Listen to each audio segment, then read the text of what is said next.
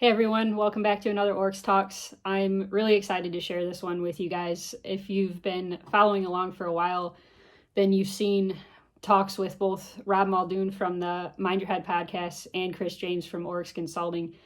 We finally all three got together all at once to discuss, pretty much just everything from mental health and just the construction industry in general. Rob and Chris both have such unique experiences to share, as Chris has worked in many different places throughout the world and Rob being in the UK. And it was just a really good chat to just shine a light on the industry as a whole, and most importantly, mental health and how it affects everybody in the industry. So I hope you guys enjoy. It's actually going to be 3 segments because it was such a good chat. We talked for a little bit too long to post the whole video at once. So as always, please leave comments with your thoughts or just subjects you'd like us to cover in the future.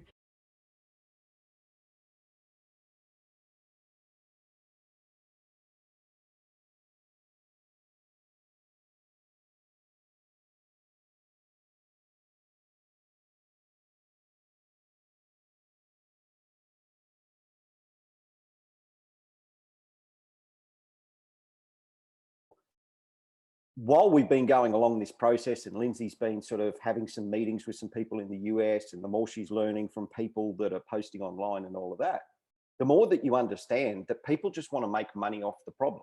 They don't want to actually provide solutions. They don't want to actually be involved with the people that need the help. All they're looking to do is quite literally, how can we make money off this problem? It's a big problem. They all recognize it's a problem, but how can we make money off it? And I suppose one of the really eye-opening parts that I found recently was with Lindsay's recent meetings with some people. The more you learn, the more that you understand that there is a problem on the ground with the people, 100%.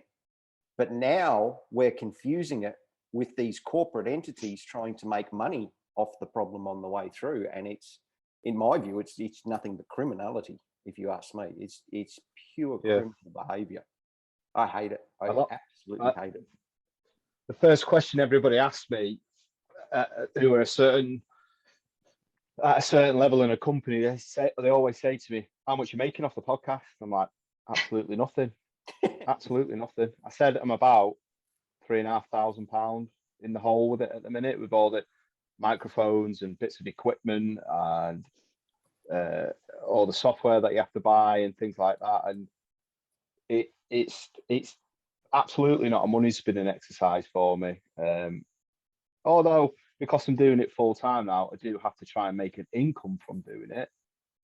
My main mission is not out there to get to, right, let's see how much money I can make out of this. My mission is to speak to the people on the tools on the ground, the boots on the ground, because there's plenty of people out there that are going down the corporate route. And I don't think the corporate level need the training or the experience or the language that we can talk, because they get it. They get the time to sit in on Zoom calls, and they get the time to sit and read articles. And the guys that are on the tools that are doing the work, whether it is anything on the oil line industry, or whether it's guys laying bricks, carpenters, electricians, plasterers, whoever it may be, because they're doing a physical job that needs them to be there and be present constantly. And a lot of the time, I don't know what it's like with you, Chris, but in the UK, they get paid for what they earn and what they lay and what they do. So it's not like an hourly rate. And if they're away from it, going and getting these bits of trainings, if you work for a decent company, they will pay you to do it. But a lot of the time, these smaller entities don't, because they don't have the budgets for it. And then it takes people priorities away from it and think, well, no, I'm not earning any money out of it, or it's going to cost me money to stop doing this. And then the message doesn't get to the people on the front line, because they're the people who need it the most. And we do need to speak to the corporate level. We absolutely do. Get them to filter it down, but it's how do we get them to filter it down? And sadly, the way, like from what you're saying before, we need to do it in a way that, oh, we're going to actually make money out of this. They don't. It depends on the company that they work for, but a lot of people are putting a pound, a dollar in front of the value instead of the value of the person that works for them. Yeah, where I was getting to the point of was corporate entities, not the actual company itself. These corporate entities that are popping up that are meant to be these entities to help the people on the ground. Right. Okay. Yeah. And they're not. They're just not. Yeah. They couldn't be further from that at all. You know, like, because where Lindsay's been, there's people that are like, okay, how do we get this information? Like, how do we help the people? We understand that there's a problem. How do we help the people? And when they ask these entities, there's no answer. There's no solution. So here's Lindsay providing this to these entities to say, this is a good start at least. Yeah, it's pretty ambitious going out to help people, you know. Unfortunately, they seem to be the gatekeepers, though. I think the companies here anyway are kind of in the dark on what to do or what the problem even is. And then there's all these gatekeepers who seem to want to stop. Honestly, it's just really confusing to me, the whole thing. They I don't know if it's because they want the recognition for doing something, so they want to cut people out along the way, or what it is. But the US is probably one of the worst that I've ever seen in the world for those intermediaries making money on the way through. So there's a problem. We know that there's a global problem with mental health in the construction industry. The people like yourself, Rob, like Lindsay, that are actually providing solutions or raising awareness directly to the people that need it the most are the people that aren't being put in front of someone until such time, like in the US, that they know how they're going to make money off you on the way through. You know, where in Australia, at least, they can recognize a problem, they raise awareness, like I see in the UK doing as well. But Australia seems to be stuck in this, yay, mental health day. And then tomorrow, let's go back to doing whatever we were doing. Like, what's next? At some point in time, you have to move past that. From a company perspective, you have to move past that. What have you done to move past that? What have you done besides just raising the awareness of it, you know? And they haven't done anything. Not that I can see anyway, which is sad, you know? It's been going on in Australia for a long, long time. Yeah, and I absolutely get where you're coming from with these things. And I used to be very annoyed with stuff like that. And I used to, like, when people used to speak to me and the tick box exercise that they want to do. But now I use that and flip it on the head. And you did a very good post about it a couple of weeks ago, Chris, about saying that it's more than just the day. It absolutely is more than just the day. It's more than just the week. It's more than just a month. It's an ongoing thing. And I don't know about if you think back, so I've been in the industry 20 years now in the UK. If you think back even 5 years ago here in the UK, nobody recognised Mental Health Awareness Day. Nobody recognised Mental Health Awareness Week or anything like that. Whereas now, because these are coming out and people are doing one day, then it's building that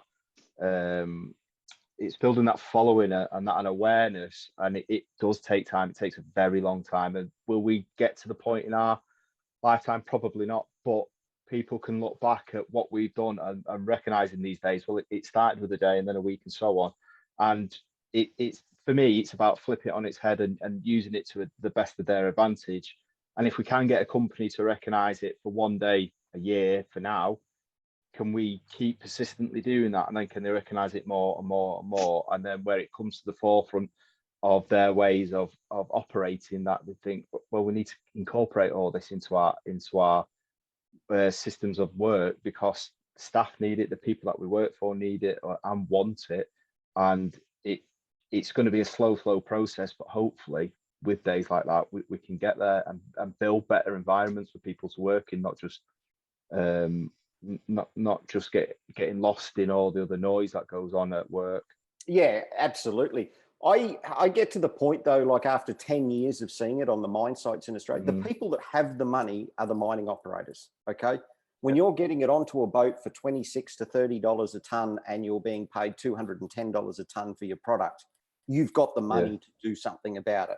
10 years of watching them paint dump trucks blue for one day and thinking that they're changing the world is, you know, that kind of thing, it eludes me. It really does, because they have all the advantages to make from that. And I'm using mining as an example because of the obscene amounts of money that can be made from these commodities that they're pulling out of the ground. You know, good luck to them. I don't take any of that away from them at all. I think it's fantastic. But what are you going to do for your workforce? Now, Lindsay speaks about it quite often, about the employee retention. One of the companies that I used to do a lot of consulting work for many, many years, the fourth largest mining company in Australia, they had an extremely poor culture, workplace culture, because of the obscene amounts of money that they were making. Now, some of the people at the highest end of the company were, people are like grinding discs. You just burn them out and go and get some more. That was their mentality. Now, in 1 year, they had a turnover of 1,800 people. Okay. Now, we're not talking about they arrive, you induct them, and then they go to a job 10 minutes down the road from their house. These are people that need to fly in from out of state, come and do 2 weeks of inductions, 2 weeks of driver education for driving a vehicle off-road and all of the other nonsense that goes with it these days, then fly them to a job site. And then they get up there and go, nah, I don't like it. I don't like being treated like a piece of shit, or whatever the case may be, So they've got the most to get out of this. They seriously have the most to get out of it. Yet they're just doing the 1 day a year or something like that. Now, the awareness absolutely has to stay, without a doubt. Like, you can never go backwards with awareness. You can only keep persisting and going forwards. But at some point in time, the big companies need to step up to the plate and say, you know what, we really do need to do something about this. And then, some of the studies that Lindsay's found, some of the great stuff that is coming out of the UK, like the UK is fantastic for data and the things that you've been sharing. But, for every $1 spent in the construction industry in Australia, $2.50 return for mental health. Yeah. Like, that's not you saying it. That's not Lindsay saying it. That's not me saying it. That's someone who's delved into it, done the research, and then come out with that. Yeah. Yeah. I don't know what else you need to sort of push the button when you've got cash in bank to do something, for the betterment of, you're only going to your company, and your production and everything is only going to go better. Like, I don't absolutely, see the downside. It's only like renewing and getting more modern equipment. You're investing in your company. It's exactly the same. Investing in your work staff, and 1,800 staff that come and go. It's huge. And I wonder how much money that actually cost them. I bet if they sat down and looked at the figures and say it cost them $10,000 to train every single operative, that's more. I've seen. Well, there you go. I've seen the amount of money, but yep. Let me just do here. Like, some of the 4-wheel drive courses, like a 3J 4-wheel drive course, is like 3,000 and something and change per person. Then, add on to all the other bits and pieces that go through there. Chris loves opportunities to get his calculator out. I love my calculator. Calculator and stopwatch. That's how you run jobs. I know things are serious when he busts out the calculator. You can hear it chiming away in the background, just being fat. He used to have a calculator on his desk, but now he just uses his phone. I've cleaned out the office. You probably see there's no pictures up behind me or anything like that. So I've taken my calculator. Okay, at $12,000, if it was that, okay, by the time you add in, the clothing, because they've got to provide them all clothing, including boots, jeans, shirts, air flights, everything. At $12,000 a person, it's $21,600,000. Now, if they were to pay, Lindsay a figure to be available once a week for 12 hours, to be available for their people to check in and all of those kinds of things, I tell you what, Lindsay could do a hell of a lot with $21 million. Yeah, for real. For the company I'm talking about, Lou. Yeah, I know. I know. I'm sitting here thinking, yeah, good. No, she's already spending it in her head now. Yeah. got my calculator out. But it's unbelievable. Yeah. It's unbelievable when you don't have to throw a lot of money at that sort of thing. It's not like that's something that you have to spend tons of money on. It's it's really nothing. That's And a exactly little, it.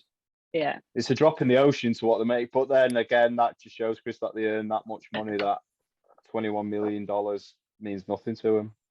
We used to get in the workshop we were working out of there. Like, I loved working for them. They're fantastic, you know. And the guy that I was working with, we were best of buddies. You know, like, he was one of the original founders of the company and everything like that. He used to shake his head at it, and I felt for him every time. But we'd get like a 3 or 4 ton truck back to the workshop where we were working in Perth, and it had like 3,000 kilometers of it on it, and it was destroyed. Like, you couldn't even sell it. It had to go to the junkyard. 3,000 kilometers on it, and it was absolutely, like, the doors couldn't close. They'd, you know, hit the door with a forklift while it was open, and then they just rope it together, and we need another truck. Like, that's what they do with their equipment. Imagine what they were doing with their people. Yeah.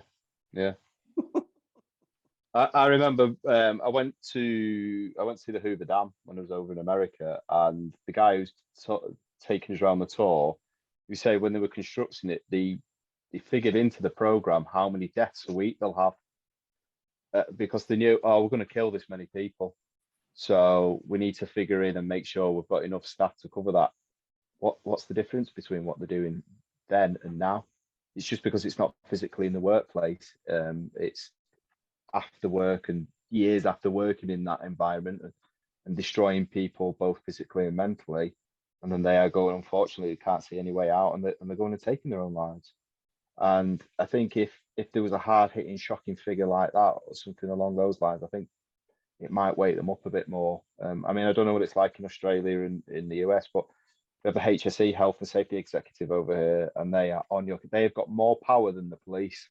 Yep. They can come in on site, and they can shut you down if they feel that you're not working safely.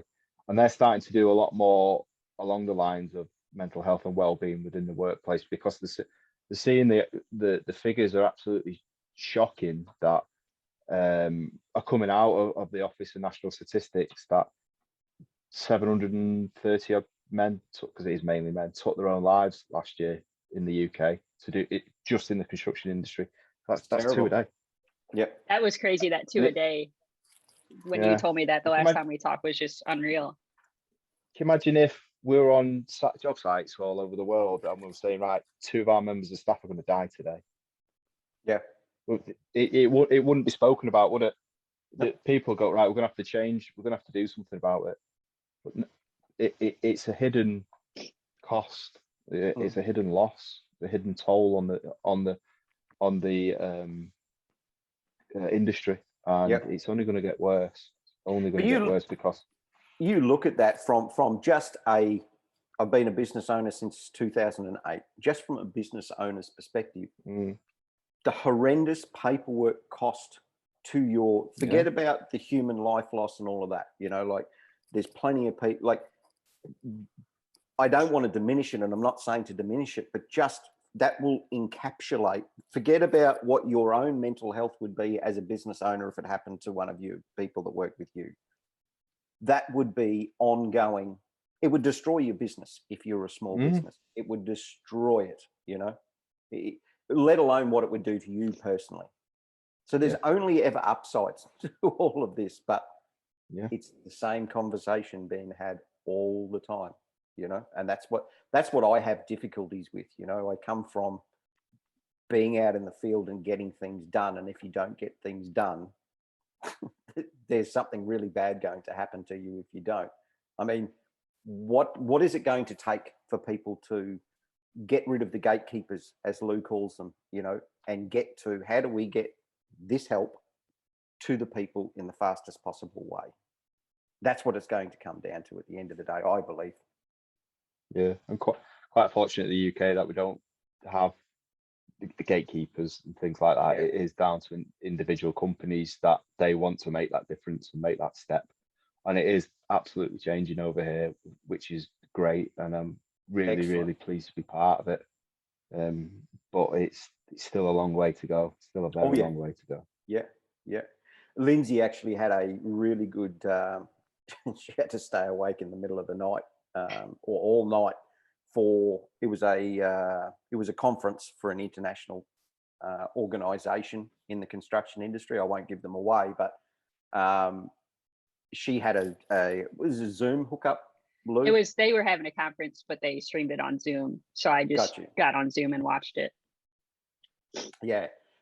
It was enlightening for Lou, because Lou then came back and was like, they're talking about, it's always the same, Rob. They talk about the problem and the end result of the problem, but they're never trying to fix the problem at its root cause. And then, it always triggers me into a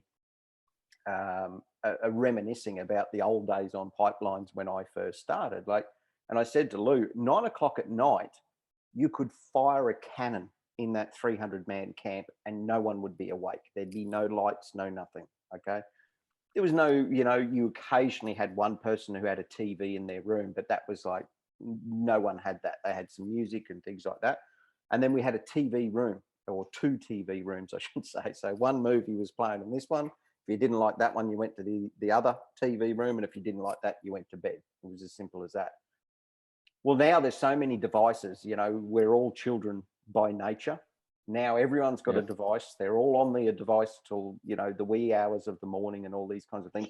They're the things that need to be addressed. Okay. There's not an easy solution for that kind of thing, because we're easily distracted and we're easily, you'll see certain people on every job site, ding, stop what they're doing, and out comes the phone. And it could have been important, probably could have been, but at the end of the day, you're holding a rope protecting a guy or whatever the case may be. Well, shit, sorry, mate. Yeah. Instead of getting to the root cause of the problem, you bang on the money there. It's because it's a quick and easy solution. Well, it's not quick and easy. I think it's a lack of understanding too, though. I think people it's not really like they're trying to avoid. Well, some people really do try to avoid solving the problem, but I think, like in that situation, I think it's just they don't even know to think about not so much the distraction and stuff. Obviously, that's a problem, but the mental health stuff and how it affects how much sleep people are getting, or they're just people with mental health problems are distracted by the mental health problems. You don't even have to have the phones and the technology and all that stuff. They're already distracted. Their mind's somewhere else. And I think it's just people. I mean, it's really not. I wouldn't expect people in the pipeline or bricklayers or people running job sites to be thinking about mental health.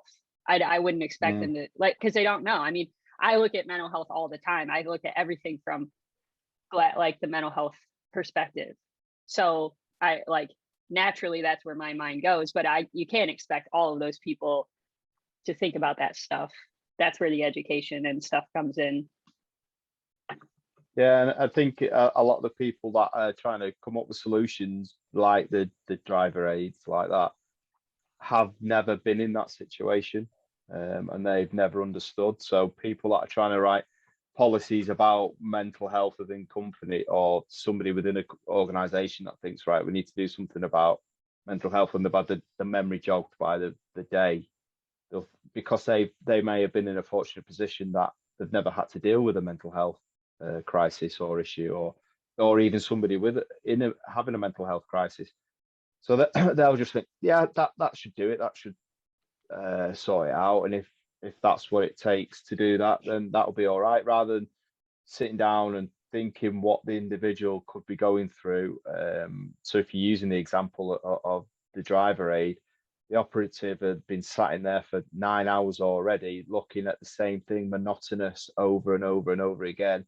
Okay, the outside is changing a little bit, but they're still tracking up and down the same path. And that's when your mind can start to switch off and things like that. Instead of trying to swap people out, like we spoke about this before, haven't we, in the past, that when I used to get lads to do monotonous jobs that are mind numbing, I'd change them up and swap them around and get them to go and do something else, and get somebody else to come in and do that for a little bit, and change it up like that, because I know your mind can switch off. And if you are having mental health issues, that's when your mind can start attacking you. you'll be thinking whatever's causing the issue and going over and over and over and over, and that's where it can become dangerous in a work environment. Because if you've got power tools or you're operating a bit of machinery or whatever it could be, you could switch off and ultimately end up crashing the machine or causing an accident, causing harm to yourself and others around you. And it's very difficult for somebody sat in an office writing risk assessment, method statement, how to use whatever, if they've never actually physically done it. Well, that can be. Both you, Rob, and Lindsay just touched on a really important point there. It's workplace culture, you know, by you saying to those guys, because you have done it before, hey, there's a better way to do this. I'm going to swap you around because I've been in that position before, you know. Lindsay, by you saying, you think about mental health, but others don't. If you build that workplace culture, you are doing something about mental health, 100%. Yeah. You know, what you did, Rob, is workplace culture, building a culture where you respect and understand what they're doing because you've been there before. So then, of course, that builds that, oh, okay, it's okay for me to put my hand up and say, hey, listen, dude, can you get me out of this today? I'm just, I'm sick of doing the same thing. Sure thing. Let's swap it around, early pre-start meeting. So although people don't think that they're thinking about the actual mental health, like, you know, what it looks like to them, I don't know. But just by doing the simple little things of building a really robust workplace culture, you are doing more for mental health than you would ever realize. 100%. Yeah. And then it goes back to what we spoke about before, Chris, that you're not going to have a huge turnover of staff. Staff are going to want to do a bit more for you. They're going to be a bit more productive. Though I've had it on a Friday where I've had the delivery turn up and I'm like, boys, I need a hand. Can we sort this out? But it's 4 o'clock on a Friday and they want to go to the pub or they want to get home to see the family or whatever. Where if I've been good to them all week, they'll go, yeah, all right, no problem. Let's get it sorted and it's done, over and done with, and then we can all go. Whereas if I've been riding them all week and not looking after them, they'll be like, see you later, Rob, I'm off. You can sort that out now. Exactly right. So it's a really good point. For the betterment of everyone. Yep. I think a lot too. Sorry. Just Liz. Like when you're working with people too, I think a lot of like the difference, it's a lot of people in the industry don't necessarily understand people and how they work either. And you gotta, there's like a generational element to it too. I think about my dad has been working since he was like 9 years old. He grew up on a farm, went right to work out of high school. He's been a union operator for like 30 years. And he'll work 7 days a week, 12-hour days, no issue at all. You know, like doesn't even phase him, whatever. But that's just kind of his generation and how he was raised. But now it's changing. And the way you have to communicate and work with people is changing and things like that. So you almost have to take that into consideration too. And it's an understanding of people and how to communicate with them and how to lead a younger group of people, even the people who are coming into the industry now and things like that, to get more out of them, to want them to work those, you know, nobody wants to work like that all, you know, 12-hour days, 7 days a week or whatever. Like, it's funny to listen to my dad because he's like, oh, I just worked 8 hours today. I worked 8 hours on a Sunday. That's like a slow day for him. That's a day off for him. So it's just, I used to be that person as well. I used to think, oh, I have to go and do it. I have to do this. I have to be seen doing this. And I spoke about it in the past as well. Somebody coined the phrase of suffering Olympics because everybody seems to want, I've done the most and I've done this, that, and the other. It absolutely doesn't need to be like that.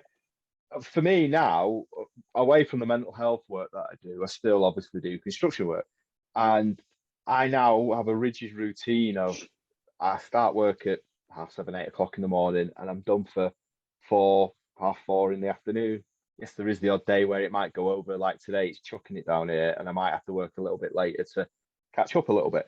But I used to think I need to work till 7, 8, 9 o'clock at night, constantly every night. I have to be on site at 6 o'clock in the morning and be seen to be doing all this because I'm more productive. Absolutely not.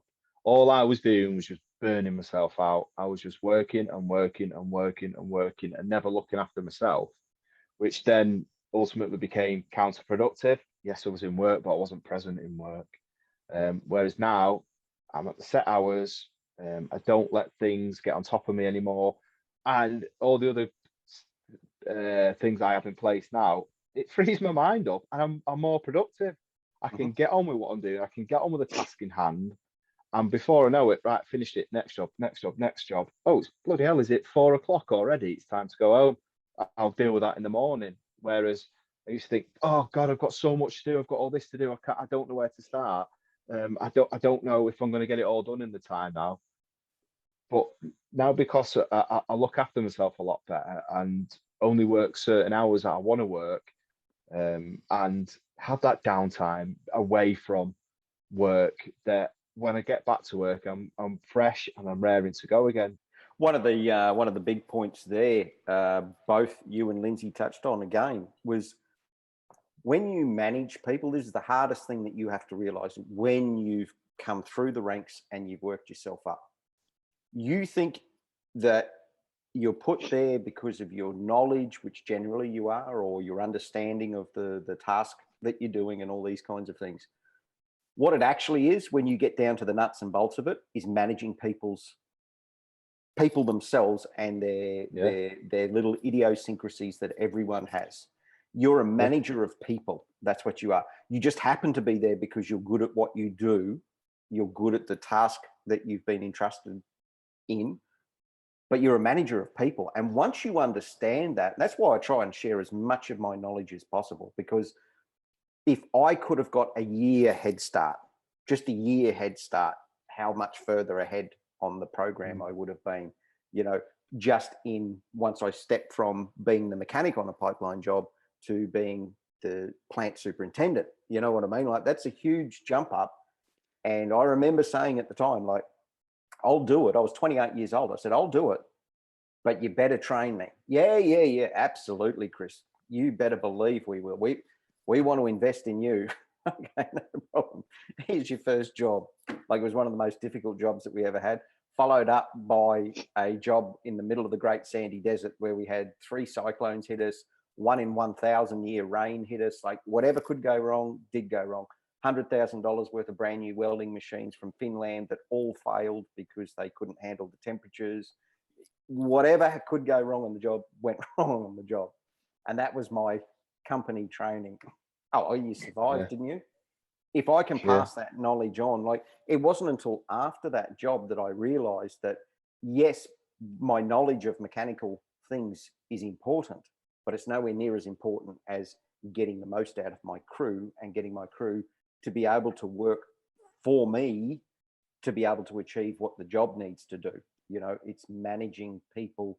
And that's what I found in later projects after doing it for so many times, and coming to places like the Middle East where all of my workers are, motorcycle mechanics from Karachi working on 90-ton pipe layers, where they just hit one wrong lever and the boom's down on top of their head or their friend's head, or the bus with all the workers in it, or something like that. You understand that you need to train your people, work off their strengths and their weaknesses, get them working like that. In the end, the last jobs that I had as an equipment manager were brilliant, absolutely brilliant. And you think, this is what it looks like. This is workplace culture, but this is what management is. This is managing people and egos and all these kinds of things in, extremely remote, time-sensitive environment. I was listening to a good podcast on this yesterday. Actually, it's great you just brought up young people. It's, you get like a lot of attitudes about, say, my generation. They always kind of want to clump our generation into this. Nobody wants to work. We just all need coddled and taken care of and all that stuff. And I was listening to a podcast on it yesterday, and it's actually not that. It's just we have different things that we need, different ways we need to be motivated than the generation ahead of us. It's not that we don't want to work. I don't know anybody that, everybody's like, oh, millennials don't work. I don't know anybody that doesn't work my age. Like, I just don't. Everybody's working. And we just have different motivators, different ways that we need to be communicated with. And it's not really, I don't really see it as like coddling. It's just different. You can't really tell, like, the way, say, my dad would have been communicated with or Chris would have been communicated with just doesn't work now. It's just things are just different now, and it's just you got to find new ways to motivate people and to get the best out of people. You're right, Lou, but also on that, the way that I was spoken to didn't really motivate me. It just made me do things that I really didn't want to do in a way that I didn't want to do it. And by the end of it, I ended up with my own style that worked for me. So if I had someone like me now passing on that information, I would have been, hopefully that next generation doesn't have to go through. And we're still moving in a really good direction. I don't think that it's moving backwards. It's just that there's so many different influences coming in from different areas, and the younger generation. I mean, I guarantee you, I would get more out of a person in the younger generation. Look at your younger brother, Lou. When I'm there, he's he's a sponge, and his generation is just something else too. Like they're so different, and Austin just is like a sponge. When you tell him stuff, he just like his almost like his jaw will drop when you tell him stories. Like you could literally like tell Austin anything and he would believe you.